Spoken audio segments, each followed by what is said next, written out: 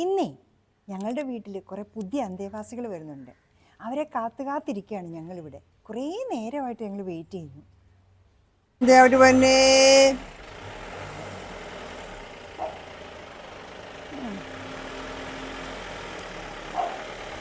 ഞങ്ങളുടെ പുതിയ കൂട്ടുകാരായ തേനീച്ചകളും അവർക്കുള്ള കൂടുമായിട്ട് അനൂപും അച്ഛനും വന്നതാണ്. അത്യാവശ്യം വേണ്ട കാര്യങ്ങളൊക്കെ ഇവരോട് തന്നെ ചോദിച്ച് മനസ്സിലാക്കാം. അതെന്താ ഇതിന് തമ്മിലുള്ള വ്യത്യാസം എന്താ? വൻ തേനീച്ച കുത്തും, എന്നാൽ ചെറുതേനീച്ചയാണേലോ കുത്തൂല.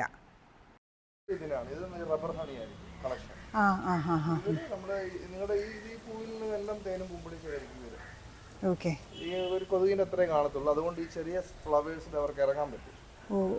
ഇവര് വലിയ ബീസാ, ചെറുതല്ലേ എപ്പോഴും മെഡിസിനൽ വാല്യൂ. നിങ്ങൾ ഈ സ്റ്റാൻഡും ഇങ്ങനെ ആവശ്യമുള്ളവർക്ക് കൊടുക്കുമോ? അതൊക്കെ അതൊക്കെ ഓക്കെ, അതിപ്പോ വേണ്ട, എടുക്കാറാവുമ്പോഴാണ്.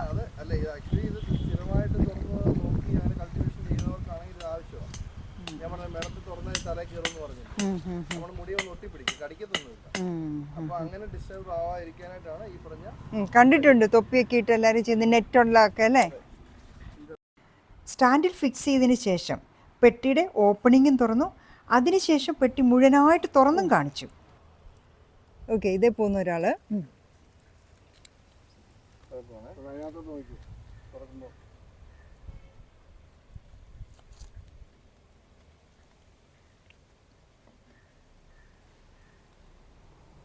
ഓ, ഇങ്ങനെയാണല്ലേ. അയ്യോ, നിറച്ചീച്ചയാ.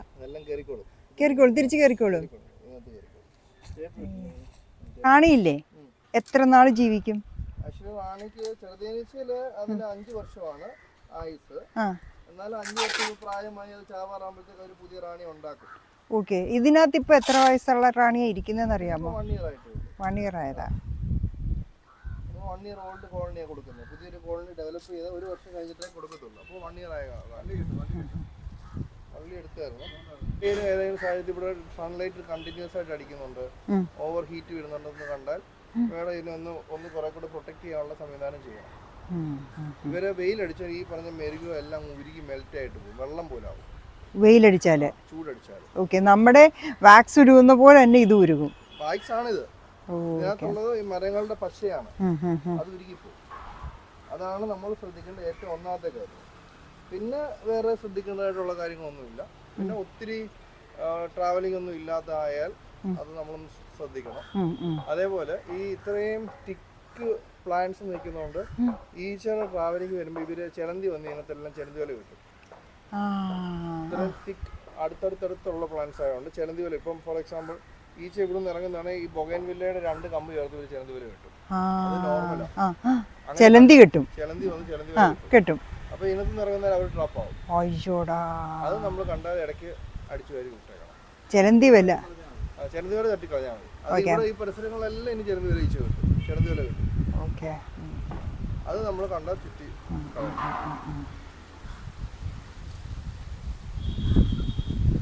ഇതിന് കമ്പ് വെക്കണ്ടേ? അവിടെ മുരിങ്ങയുടെ എന്തെങ്കിലും കാണോ? അത്യാവശ്യം നമ്മൾ ശ്രദ്ധിക്കേണ്ട കാര്യങ്ങളൊക്കെ അനൂപ് എക്സ്പ്ലെയിൻ ചെയ്ത് തന്നു കഴിഞ്ഞു. ഈ ഇറങ്ങിയവരൊക്കെ തിരിച്ചു കയറിക്കോളൂല്ലോ അല്ലേ?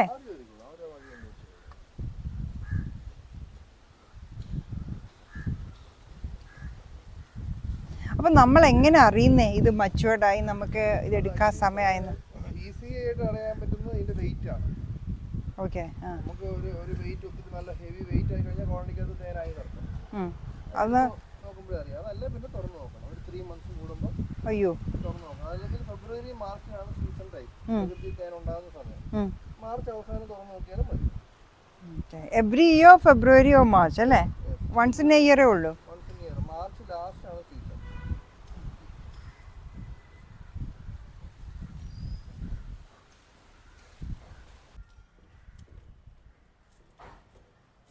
ആ, വേറൊരു കാര്യേ, എനിക്കിവിടെ വലിയ പട്ടിയുണ്ട്. പട്ടി ഇതിനെ പിടിക്കൂലേ? അല്ല, ഈ പെട്ടിയെ പിടിക്കില്ലേ? അങ്ങനെയില്ല, എന്നാലും നമുക്ക് വിശ്വസിക്കാൻ മേല. ഓക്കെ. അടുത്ത പെട്ടി വയ്ക്കാനുള്ള സ്റ്റാൻഡ് ദേ മണ്ണിലോട്ട് കുഴിച്ചിടുന്നു. അതിന് മുകളിലാണ് പെട്ടി വയ്ക്കുന്നത്. പിന്നെ കമ്പ്, പിന്നെ പ്ലാസ്റ്റിക് കവറിങ്. ഈ പെട്ടിയുടെ മുകളിൽ നീളത്തിലൊരു കമ്പ് വെച്ചു. അതിന് മുകളിൽ പ്ലാസ്റ്റിക് കവറിട്ട് പിന്നെ വള്ളി വേണം കെട്ടുവാണ്. ഈ വെച്ച കമ്പിന് ഫ്രണ്ടിലേക്കും ബാക്കിലേക്കും നല്ല രീതിയിൽ എക്സ്റ്റൻഷൻ ഉണ്ട്. ഒട്ടും വെള്ളമൊന്നും ഈ കൂടിൻ്റെ അകത്ത് വീഴാതിരിക്കാനും കൂട് നനയാതിരിക്കാനും വേണ്ടിയാണിത്. ലൊക്കേഷൻ പുതിയതാണെങ്കിലും അവരുടെ പഴയ വീട് തന്നെയാണല്ലോ. അതുകൊണ്ട് ഡോർ ഓപ്പൺ ചെയ്തതോടുകൂടി അവർ അകത്തോട്ടും പുറത്തോട്ടും കയറി ഇറങ്ങിത്തുടങ്ങി. പൂക്കളുള്ള ചെടികൾ അന്വേഷിച്ച് അവർ വെളിയിലേക്ക് ഇറങ്ങുന്നതും കാണാം. കുറച്ച് സമയം കഴിയുമ്പോൾ തിരിച്ച് റിട്ടേൺ ആയിട്ട് കൂട്ടിലോട്ട് കയറി പോകുന്നതും കാണാം. ആ നെല്ലിക്ക നമ്മൾ ഒരു 100 ഡേയ്സിന് മുകളിൽ ഹണിയിലിട്ട് ഡ്രൈ ആക്കും. കാഷ്യൂ കഴിക്കുന്ന പോലെ സീഡ്ലെസ് ആയിട്ട് നമുക്ക് പെറുക്കി കഴിക്കാൻ നല്ല. ഇതിന്റെ ആ കയ്പെല്ലാം മാറി. ഇത് സിറപ്പ് വിത്ത് ഹണി. ഇത് ഫുള്ളി ഡ്രൈഡ്. കൊച്ചിന് വേണോ? അമ്മയുടെ പൊന്നിന് വേണോ? മേടിക്കണോ? ഇതൊക്കെ എന്താ വില? അത് 320. അത് ഡ്രൈഡ് വൺ. ഏതാണ്ട് 1 മണിക്കൂർ സമയമെടുത്തു ഇതെല്ലാം ഫിക്സ് ചെയ്യാനും കാര്യങ്ങളൊക്കെ ഞങ്ങൾക്ക് പറഞ്ഞു തരാനും. വെൽ എക്സ്പ്ലെയിൻഡ് ആയിട്ട് എല്ലാ കാര്യങ്ങളും നല്ല രീതിയിൽ ഞങ്ങളെ പറഞ്ഞു ബോധിപ്പിച്ചു. എൻ്റെ എല്ലാ സംശയങ്ങൾക്കും ഉത്തരവും കിട്ടി. അവരുടെ ഫാമിലുണ്ടാകുന്ന കുറേയേറെ പ്രൊഡക്ട്സും അവർ കൊണ്ടുവന്നിരുന്നു. നെല്ലിക്ക തേനിനകത്തിട്ട് ഉണക്കിയെടുത്തത്, പിന്നെ ഈ നെല്ലിക്ക തന്നെ ഹണി സിറപ്പിൽ കിടക്കുന്നത്, പിന്നെ ഈ ചുക്കും നെല്ലിക്കായും പിന്നെ ഹണിയെല്ലാം കൂടി ഇട്ട വേറൊരു സിറപ്പ്. ഇതിൽ പലതും ഞങ്ങളും വാങ്ങിച്ചു. നമ്മുടെ പുതിയ അതിഥികളാണ് ഇത്. ഈച്ചകൾ വന്നു പോയിക്കൊണ്ടിരിക്കുന്നു. ദാണ്ട് ആപ്പ കയറുന്നു. യെസ്, ഇവരാണ് നമ്മുടെ പുതിയ അതിഥികൾ. ഇവരെ കാത്താണ് ഞാനും ചോക്കൂട്ടനും ഇരുന്നത്.